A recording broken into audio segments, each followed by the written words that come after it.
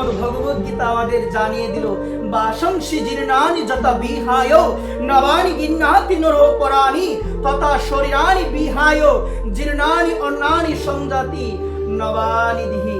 অনাদিরাদি গোবিন্দ ভগবান বলছেন, এই যে এই দেহটা হলো একটা পোশাক। দেহটা কি বলো সবাই? এই দেহটা হলো একটা পোশাক।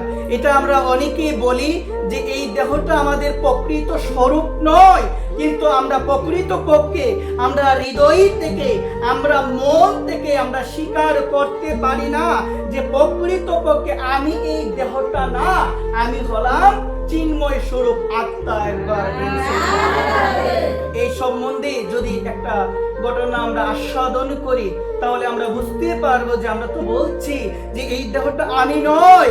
এই যে আমাকে দেখতে পাচ্ছেন, আমি আপনাদের দেখতে পাচ্ছি, এটা আপনাদের প্রকৃত স্বরূপ না।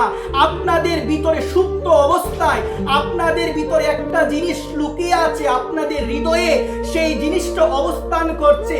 এই জিনিসকে আমরা কেউ আমাদের এই চোখ দিয়ে দেখতে পারবো না। একবার এখন আমি যদি আমার মায়েদের শ্রীচরণে আমি বলি, মা আপনার ভিতরে এবং আমার ভিতরে যে জিনিসটা বিদ্যমান আছে, যে জিনিসটা থাকার কারণে আপনি কথা বলতে পারছেন, আপনি নড়াচড়া করতে পারছেন, আপনি কীর্তন করতে পারছেন, আপনি সব কিছু দেখতে পাচ্ছেন, এই জিনিসটা কি বলো তো মা?